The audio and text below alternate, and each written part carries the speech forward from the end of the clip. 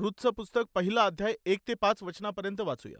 शास्त्यांच्या आमदानीत देशात दुष्काळ पडला. त्या दिवसात बेथलहेम यहुदा येथील एक पुरुष आपली स्त्री व 2 पुत्र ह्यांना घेऊन मोवाब देशात काही दिवस राहायला गेला. त्या पुरुषाचे नाव अलिमलेक व त्याच्या स्त्रीचे नाव नामी आणि त्याच्या 2 पुत्रांची नावे महलोन व खिल्योन अशी होती. हे एफ्राती म्हणजे बेथलहेम यहुदा येथील रहिवासी होते. ते मोवाब देशात जाऊन राहिले. पुढे नामीचा पती अलिमलेक हा वारला आणि नामी व तिचे 2 पुत्र मागे राहिले. त्या दोघांनी 2 मोवाबी स्त्रिया बायका केल्या.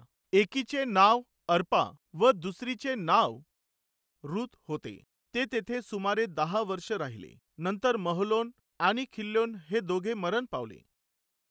ह्याप्रमाणे नामी आपले 2 मुलगे व आपला पती ह्यांना अंतरली. प्रियांनो, बायबलमध्ये आपण पाहत आहोत यहुदा प्रांतातील बेथलहेम नगरामध्ये दुष्काळ पडला. बेथलहेम या नावाचा अर्थ आहे भाकरीचं घर. जिथे अन्नधान्य भरपुरीने असलं पाहिजे होतं, त्या नगरामध्ये, त्या शहरामध्ये दुष्काळ पडला. लोक अडचणीत आले. एका वेळचं अन्न मिळण्यास देखील कठीण झालं. देवाची प्रजा म्हटलेल्या या लोकांच्या जीवनामध्ये दुष्काळ पडला. याचं कारण काय होतं? लेवियेचं पुस्तक तसंच अनुवादाच्या पुस्तकामध्ये आपण पाहतो, परमेश्वराचे लोक जेव्हा परमेश्वराच्या विरोधामध्ये कृत्य करत होते, तेव्हा देव त्यांना शिक्षा करण्याच्या प्रक्रियेत त्यांच्यावरती दुष्काळ, त्यांच्यावरती अवर्षण हे तो त्यांच्यावरती शिक्षा म्हणून पाठवेल असं देवाने अगोदरच सांगितलं होतं. शास्त्रींचं पुस्तक 21 अध्यायातील 25 वचनात आपण पाहतो, त्या काळी इस्रायलाला कोणी राजा नव्हतं. त्यामुळे ज्याला जसं बरं वाटे तसं तो करी असं म्हटलेलं आहे.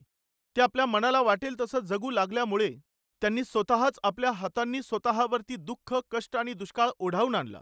आपल्याला येथे हे दिसून येत आहे, केवळ ते एकच कुटुंब नाही, तर बेथलहेममध्ये राहणारं प्रत्येक कुटुंब, तेथे राहणाऱ्या सर्व परिवारांवरती त्या दुष्काळामधून जाण्याची परिस्थिती आलेली होती. कष्ट आणि विपत्तीमधून त्या लोकांना जावं लागत होतं. पाण्याच्या कमतरतेमुळे तिथे पीक येऊ शकलं नाही. पाऊस पडला नाही, यामुळे त्या लोकांना चांगलं पीक मिळालं नाही. यामुळे ती सर्व प्रजा अडचणीत पडली होती. आता ते जेथे होते तेथे मोठी समस्या आली. प्रिय भाऊ आणि बहिणींनो, आज काही विशिष्ट असे मुद्दे मी तुम्हाला सांगणार आहे. मागील दिवसांमध्ये आपण पाहिलं, अलिमलेक नावाचा एक मनुष्य जेव्हा त्याच्या जीवनामध्ये कष्ट आणि अडचणी आल्या, तेव्हा त्याने एक निर्णय घेतला. त्याच्या निर्णयामध्ये अवज्ञा होती. त्याच्या निर्णयामध्ये अपवित्रता होती. त्याच्या त्या निर्णयामध्ये मूर्खपणा होता. ह्या सर्व गोष्टी आपण पाहिलेल्या आहेत. त्याने घेतलेला जो निर्णय होता, तो निर्णय कोणता निर्णय होता? बेथलहेमाला सोडून जाऊन मोवाब देशामध्ये जायचं आहे, अशा प्रकारे कोणताही विचार न करता त्याने उतावळीने निर्णय घेतला. आणि उतावळीने घेतलेला तो निर्णय किती धोकादायक होता. उतावळीने घेतलेला त्याचा तो निर्णय किती वाईट निर्णय होता. आज आपण अतिशय बारकाईने पाहणार आहोत त्या निर्णयामध्ये असणारा धोका आणि तसंच त्यामधील वाईट वर्तन. या 2 गोष्टींबद्दल आज तुम्हाला सांगण्याची मी आशा करत आहे. प्रियांनो, आज तुमच्याही जीवनामध्ये समस्या आलेल्या आहेत. आज तुमच्या नोकरीमध्ये समस्या आलेल्या आहेत. आज तुमच्या कुटुंबावरती समस्या आलेल्या आहेत. आज तुमच्या व्यवसायामध्ये समस्या आलेल्या आहेत. आज तुमच्या शरीरामध्ये समस्या झालेल्या आहेत. त्या समस्या अचानकपणे आलेल्या आहेत. तुम्ही विचार न करता त्या आल्या आहेत. तुम्हाला कल्पना नव्हती अशा वेळेत त्या आल्या आहेत, ज्यामुळे तुम्ही अतिशय त्रस्त झालेले आहात. तुमची शांती भंग पावलेली आहे. तुमची झोप उडून गेलेली आहे. मग आता तुम्ही काय केलं पाहिजे? सर्वात अगोदर त्या समस्येमागील कारण नेमकं काय आहे हे जाणून घेतलं पाहिजे. असू शकतं तुमच्या जीवनातील उणिवेमुळे, तुम्ही केलेल्या वाईट निर्णयांमुळे, तुम्ही केलेल्या पापांमुळे आज परमेश्वर तुम्हाला सुधारण्याकरिता व पुन्हा तुम्हाला परमेश्वराकडे घेऊन जाण्यासाठी, असू शकतं देवाने तुमच्यावरती ती जी समस्या आहे एखाद्या दगडाप्रमाणे फेकलेली असेल, किंवा त्या समस्येला त्याने परवानगी दिलेली असेल. ती तुम्हाला अतिशय धोकादायक आता वाटत असेल. तुम्ही एखाद्या समुद्रामध्ये बुडत आहात असं यावेळेला तुम्हाला वाटत असेल. प्रियांनो, एकदा एका लहान मुलाने छोटीशी नाव तयार केली आणि ती नाव त्याने त्या पाण्यामध्ये सोडून दिली. त्याने ती नाव पाण्यामध्ये सोडल्यानंतर ती नाव त्या पाण्यावरती तरंगत होती, परंतु त्या पाण्याच्या प्रवाहामुळे ती जी नाव होती ती हळूहळू किनाऱ्यापासून दूर जाऊ लागली. ती नाव त्याने अतिशय प्रेमाने तयार केलेली होती. त्यामुळे त्या नावेकडे पाहून तो फार आनंदी होत होता, तो खुश झालेला होता. ती नाव खूप चांगल्या प्रकारे त्या पाण्यावरती तरंगत असल्यामुळे तो अतिशय आनंदी झाला होता. परंतु अचानक पाण्याच्या प्रवाहामुळे ती छोटीशी नाव त्याच्यापासून दूर होऊ लागली. मग ती नाव दूर होत असताना पाहून तो अतिशय दुःखी होऊ लागला. माझी नाव माझ्यापासून दूर चालली आहे, ती दूर जात आहे. आता त्याला एका समस्येचा सामना करावा लागला. ती कोणती होती की ज्या नावेला त्याने आपलं समजलं होतं ती त्याच्यापासून दूर जाऊ लागली होती. अशा प्रकारे जेव्हा ती दूर जाऊ लागली तेव्हा असहाय्य स्थितीत काय करायचं त्याला काही समजून आलं नाही. मग हे सर्व काही त्याच्या मोठ्या भावाने पाहिलं. मग मोठ्या भावाने ते पाहून त्याने काय केलं की त्याच्या जवळ असणारा मोठा दगड उचलला व तो दगड त्याने त्या नावेच्या त्या बाजूला टाकला. मग अशा प्रकारे तो दगड टाकल्यामुळे ती जी नाव होती तेथे तयार झालेल्या लाटांमुळे ती नाव इकडे तिकडे डगमगू लागली. मग हे पाहून लहान भावाला अतिशय दुःख वाटलं आणि त्याला फार राग देखील आला. एकीकडे जी माझी नाव होती ती माझ्यापासून आता दूर होत आहे, तर हा जाणून बुजून त्या नावेला माझ्यापासून दूर करायचा आहे, तिला पाण्यामध्ये बुडवून टाकायचं आहे यासाठी, आणि मला रडवण्याकरिता हा तिच्यावरती दगड मारत आहे. अशा प्रकारे तो मुलगा विचार करू लागला. तू दगड फेकू नकोस, ती बुडून जाईल.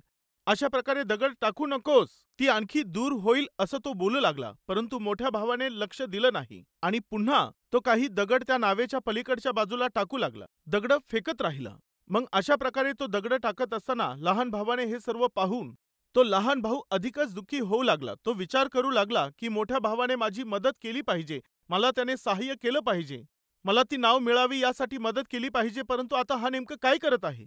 पण माहिती नाही का हा नेहमीच मला त्रास देत असतो, असं म्हणून तो त्याच्या विरुद्ध कुरकुर करू लागला. आणि दगड टाकत असणाऱ्या आपल्या भावाकडे पाहून तो बोलला, असं करू नको, माझी नाव तिथे बुडून जाईल.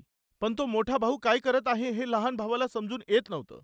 एकीकडे आतल्या आत तो तळमळत असताना, चिंता करत असताना, दुसरीकडे जी नाव पाण्याने डगमगत होती आणि आत चालली होती, त्याने बारकाईने पाहिलं तेव्हा आत जाणारी ती नाव हळूहळू करत धीराधीराने ती जी नाव होती ती किनाऱ्याकडे येऊ लागली.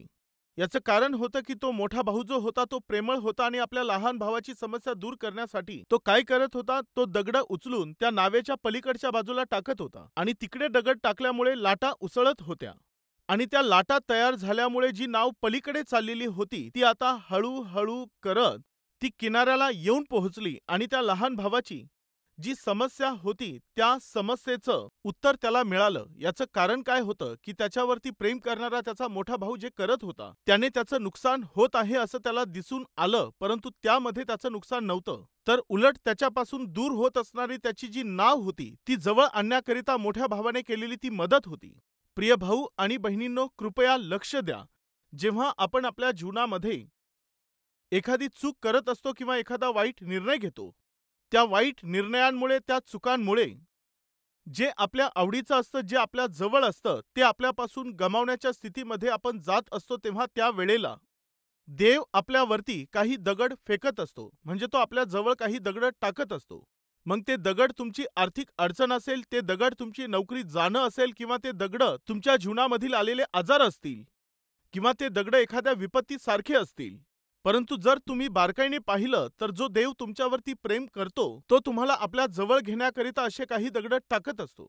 जसं मी सांगितलं की ते दगड वेगवेगळ्या रूपामध्ये येऊ शकतात. अशा वेळेला तुम्ही देवाविषयी गैरसमज करून तुम्ही समस्येकडे समस्या म्हणून न पाहता माझा परमेश्वर माझ्या बाजूने आहे आणि जर मी एखादी चूक केली असेल तर त्या चुकीला मी सुधारावं याकरिता त्याने या क्लेशांना आणि या कष्टांना परवानगी दिलेली आहे, हे तुम्ही जाणून घ्याल तर खूप बरं होईल. बेथलहेमात जेव्हा दुष्काळ पडला तेव्हा लोक समस्येत अडकले. तो दुष्काळ पडला तेव्हा त्या बेथलहेम येथील लोकांनी काय केलं पाहिजे होतं की त्यांनी नियमशास्त्र वाचलं पाहिजे होतं, देवाचं वचन त्यांनी वाचलं पाहिजे होतं. जेव्हा आपण वचन वाचत असतो, वचनावरती मनन करत असतो, तेव्हा आपल्या जीवनामध्ये असणारे अनेकशे संकट किंवा वेगवेगळ्या प्रकारच्या अडचणी असतील किंवा विरुद्ध असणारं वातावरण असेल, ते आपल्या जीवनात का येतात व असं वातावरण आल्यावर किंवा असं घडल्यावर आपण काय करायला पाहिजे हे परमेश्वराचं वचन आपल्याला शिकवत असतं. विपत्तीमध्ये पडतो तेव्हा देवाचं वचन आपल्याला शांती देत असतं. आपण आजारी पडतो तेव्हा देवाचं वचन आपल्याला आरोग्य देत असतं. जेव्हा काय करायचं आपल्याला समजत नाही तेव्हा वचन आपलं मार्गदर्शन करत असतं. जेव्हा तुम्ही अंधकारामधून जात असता तेव्हा तुम्हाला प्रकाश देणारं हे परमेश्वराचं वचनच आहे. जेव्हा तुम्ही कोसळत असता तेव्हा तुम्हाला वचन उभं करतं. जेव्हा तुम्ही हताश आणि निराश होता, तुम्हाला प्रोत्साहित करणारं वचन आहे आणि तुमच्या मार्गाकरिता प्रकाश आणणारंही वचनच आहे. तसंच तुम्हाला जे पवित्र करतं ते वचन आहे. जे तुम्हाला बलवंत करतं, जे तुम्हाला जागं करत असतं, ते वचनच आहे. या अद्भुत अशा वचनाकडे जेव्हा लोक दुर्लक्ष करत असतात, तेव्हा समस्येतून जेव्हा ते जातात, तेव्हा कोणता निर्णय घ्यायचा हे न समजल्यामुळे ते कित्येकदा चुकीचा निर्णय घेतात. अलीमलेखाच्या जीवनात अगदी असंच घडलेलं होतं. जेव्हा दुष्काळ पडला, जेव्हा समस्या आली, त्याने सर्वात प्रथम काय केलं पाहिजे होतं? जेथे तो राहत होता तेथे जेव्हा समस्या आली, त्याचं कारण त्याने समजून घेतलं पाहिजे होतं. पुन्हा मी आठवण करून देत आहे. आज जेथे तुम्ही राहता तेथे समस्या आहेत, जेथे तुम्ही राहता तेथे अडचणी आलेल्या आहेत. तुमच्या घराच्या बाबतीमध्ये समस्या आलेल्या आहेत, शेतीच्या बाबतीमध्ये समस्या आल्या आहेत, तुमच्या वाहनांच्या बाबतीमध्ये समस्या आली आहे, तुमच्या नोकरीविषयी किंवा व्यवसायाविषयी समस्या आलेली आहे. तर त्याचं कारण काय आहे हे जाणून घेणं चांगलं राहील.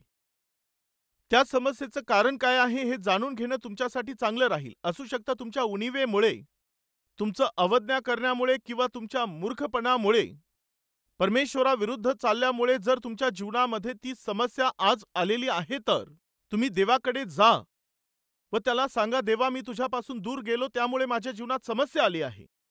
मी तुझ्या आज्ञेकडे दुर्लक्ष केलं, यामुळे तुझ्याकडे मी लक्ष दिलं नाही, यामुळे स्वार्थाने मी जगलो, त्यामुळे मी अन्यायाने, अधर्माने आणि मूर्खपणा करून मी काहीतरी करण्याचा प्रयत्न केला आणि आज समस्येत पडलो आहे, तू मला क्षमा कर. अशा प्रकारे तुम्ही देवाकडे जाऊन समस्येचं कारण समजून घेऊन आपली चूक कबूल कराल तर चांगलं होईल.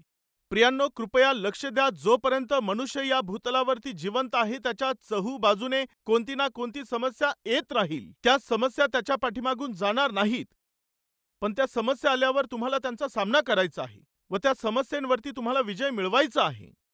त्या समस्यांवरचा उपाय तुम्हाला करता आला पाहिजे. त्या समस्येचं कारण जे आहे ते तुम्हाला जाणून घेता आलं पाहिजे. परंतु ती समस्या आली आहे हा विचार करून तुम्ही जेथे आहात ती जागा सोडून दुसरीकडे जाण्याचा विचार कराल, तर ती समस्या तुमच्या सोबतच मागे येईल. अनेकशा प्रसंगामध्ये लोक समस्येचं कारण काय आहे हे जाणून न घेता, त्या समस्येचा सामना न करता, त्या समस्येवरती विजय न मिळवता त्यापासून पळत असतात. केवळ तुम्ही तुमचं स्थान बदललं आहे यामुळे, केवळ तुम्ही तुमची प्लेस बदलली यामुळे, केवळ तुम्ही तुमची नोकरी बदलली यामुळे, केवळ तुम्ही तुमचं शॉप बदलून टाकलं यामुळे, केवळ तुम्ही तुमचं घर बदलल्याने तुमची ती समस्या तुम्हाला कधीही सोडणार नाही. तर प्रियांनो, तुम्ही हे जाणून घ्यायचं आहे की त्या समस्येचं कारण काय आहे. जर तुम्ही देवापासून दूर गेले तर तुमची समस्या दूर होणार नाही, तर उलट ती समस्या अधिक वाढत जाईल. प्रियांनो, इयोबाच्या जीवनात मोठी समस्या आली. त्या समस्येचं कारण त्याला समजत नव्हतं. तो एक धार्मिक आणि खरा मनुष्य होता. तो दररोज पहाटे उठून देवाला यज्ञबली अर्पण करणारा होता. परंतु अचानक त्याने आपली सर्व संपत्ती गमावली. त्याचे जे घरं त्याच्याकडे होते ते त्याने गमावले, आपले सर्व पशु त्याने गमावले आणि वरून त्याला आपले मुलंही गमवावे लागले. शेवटी त्याला आपलं आरोग्य देखील गमवावं लागलं. त्याच्या वाईट स्थितीत पत्नीने त्याला सांत्वन दिलं पाहिजे होतं, पण तिने काय केलं? तुम्ही अजूनही सत्व धरून बसलात का? देवाला श्राप द्या आणि मरून जा, असा मरून जाण्याचा सल्ला तिने त्याला दिला. हे असं का घडत आहे? मी कोणतं पाप केलं की हे असं घडत आहे? असं म्हणत त्याने खूप प्रश्न केले, स्वतःला फार तपासलं, पण त्याला उत्तर मिळालं नाही. एका वचनात त्याने असं विचारलं, परमेश्वरा, माझं पाप किती आहे? माझा अधर्म किती आहे? तुझ्यामध्ये आणि माझ्यामध्ये कोणती आडभिंत आहे ती तू मला दाखव, मी ती सुधारून घेईल. असं म्हणत त्याने आपलं हृदय देखील पडताळून पाहिलं. त्याने आपल्या मनाला फार पारखलं. त्याने अनेक प्रश्न केले, पण त्याला उत्तर मिळालं नाही. आता मी काय करावं? एवढे वर्ष मी परमेश्वरावरती विश्वास ठेवला, मी त्याच्यावरती अवलंबून राहिलो, त्याच्या आशेप्रमाणे मी जीवन जगलो, माझ्या मुलांना मी देवामध्ये ठेवलं, मी निस्वार्थ जीवन जगलो, मी सात्विकतेने जगलो. इयोबाच्या पुस्तकामध्ये पहिल्या अध्यायामध्ये जर तुम्ही वाचलं तर संपूर्ण भूतलावर इयोबासारखा सात्विक, सरळ आणि देवाला भिवून वागणारा कोणी नाही, ही साक्ष देवानेच दिली आहे. इयोबाच्या तोडीचा सात्विक, सरळ व्यक्ती जर भूतलावर नाही अशी साक्ष देवानेच दिलेली आहे, तर सांगा ते कष्ट का आले होते, ते संकट का होते? आता त्याने काय केलं पाहिजे होतं? देवापासून पळून गेलं पाहिजे होतं का? हा देव कोणत्या प्रकारचा देव आहे? मी केलेल्या प्रार्थनेचं काय झालं? मी ठेवलेल्या विश्वासाचं काय झालं? मी एवढा विश्वास ठेवला, एवढी प्रार्थना मी केली, एवढं दान दिलं, पण आज माझ्या जीवनात हे कष्ट आणि विपत्ती परमेश्वराने का आणले आहेत? मी त्याला सोडून देईल असं म्हणून जर इयोबाने विचार केला असता, तर अलीमलेखाप्रमाणे योबाचं जीवन देखील नष्ट झालं असतं. पण योबाने एक निर्णय घेतला. कोणता निर्णय घेतला माहीत आहे? योबाचं पुस्तक अध्याय 13 15वे वचन. समस्या आल्यावर कोणता निर्णय घेतला पाहिजे? योबाने कोणता निर्णय घेतला पाहूया. योब बोलत आहे. पहा 13वा अध्याय 15वे वचन मी वाचत आहे. तो मला ठार मारणार तरी मी त्याची आस धरीन, तरी माझ्या वर्तनक्रमाचे त्याच्या समोर मी समर्थन करीन. काय बोलला? त्याने मला ठार केलं तरी मी माझ्या परमेश्वराला सोडून देणार नाही. माझ्या देवावरचा जो विश्वास आहे तो मी सोडणार नाही. ही आहे खरी आत्मिकता. हा आहे एका धार्मिक व्यक्तीने घेतलेला निर्णय. प्रियांनो, तुम्ही समस्येतून जात आहात का? मग तुमचा निर्णय देवाच्या इच्छेला धरून असला पाहिजे. तुमचं भलं करणारा तो असला पाहिजे. परंतु त्या निर्णयाने तुम्हाला विपत्तीत पाडू नये. त्या निर्णयाने तुम्हाला देवापासून दूर करू नये. तुम्ही परीक्षेतून जात आहात तर त्या परीक्षांचा तुम्ही सामना करायचा आहे. उदाहरणार्थ, मुलांची परीक्षा आहे. मग तुम्ही मुलांना काय करणार? परीक्षेसाठी तुम्ही त्यांना तयार करणार, किंवा त्या परीक्षेमध्ये त्यांना न बसवता तुम्ही त्यांना खेळण्यास सोडून द्याल? आई आणि वडिलांनो, तुम्ही काय करणार सांगा? सांगा, तुमच्या मुलांना परीक्षा देणं आवडतं का? कोणत्या मुलांना परीक्षा देणं आवडतं सांगा? सामान्यपणे मुलांना परीक्षा देणं आवडत नाही. परंतु आई म्हणून, वडील म्हणून तुम्ही काय कराल? तुम्ही तुमच्या मुलांना परीक्षेसाठी निश्चित तयार कराल. त्यांनी परीक्षा देण्याची आशा तुम्ही कराल. परीक्षेत पास होण्याची आशा तुम्ही कराल. आता तुमचा मुलगा त्या परीक्षांमध्ये न बसता, त्या परीक्षा न देता स्कूल जर सोडून देत असेल तर, समजा तो शिक्षणापासून दूर जात आहे, त्याचं कॉलेज तो सोडून देत आहे, तर मी विचारत आहे, काय तो त्याच्या जीवनामध्ये प्रगती करेल? जर 10th मध्ये पास झाले तर ते कॉलेजमध्ये जातील. जर 12वी मध्ये पास केले तर डिग्रीला जातील. आणि जर डिग्री ते पास झाले तर ते पीजी करू शकतील. म्हणजेच सामान्यपणे परीक्षेने काय होत असतं? एका व्यक्तीला त्या प्रमोट करत असतात. तुम्ही ज्या स्थितीत आहात तेथून त्या उत्तम स्थितीत तुम्हाला पोहोचवत असतात. यामुळे परीक्षांना आपण घाबरू नये. परीक्षांना कोण घाबरत असतं तुम्हाला माहीत आहे? जे अभ्यास करत नाहीत ते. कोण लोक समस्येला घाबरत असतात माहीत आहे? ज्यांच्यामध्ये आत्मिकता नाही, ज्यांचं कनेक्शन परमेश्वराशी जुडलेलं नाही ते. प्रियांनो, योबाने चूक केली नाही. जेव्हा तो समस्येतून जाऊ लागला तेव्हा तो अशा प्रकारे बोलला की मी माझा प्राण गमावेल, परंतु मी माझ्या परमेश्वराला कोणत्याही परिस्थितीमध्ये सोडणार नाही. जरी याचं कारण मला समजलं तरी काही हरकत नाही. मी या आजारांनी त्रस्त होत आहे.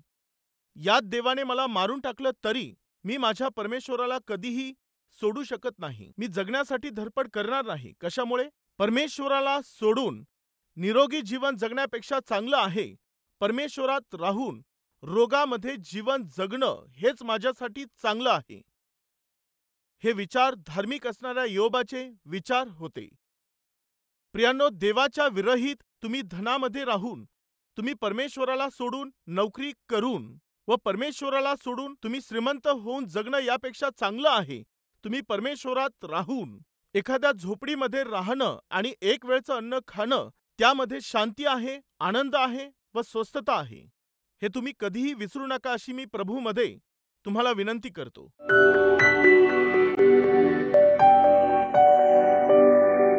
महान, पवित्र, प्रेमळ परमेश्वर देवा, समस्या येणं हे साहजिक आहे. परंतु जेव्हा त्या समस्या येतात, सर्वात प्रथम आम्ही त्या समस्येचं कारण जाणून घेतलं पाहिजे. समस्या येतात तेव्हा तुझ्या वचनाच्या द्वारे उत्तर मिळवलं पाहिजे. वचनाद्वारे त्यावर विजय मिळवला पाहिजे. परंतु तात्पुरत्या स्वरूपामध्ये त्या समस्येपासून वाचण्याकरिता तुझ्या विरुद्ध निर्णय घेऊन जर आम्ही तुझ्या विरोधात गेलो तर व देवा, जर आम्ही सैतानाच्या हातामध्ये पडलो तर तो सैतान आमचा नाश करून टाकील.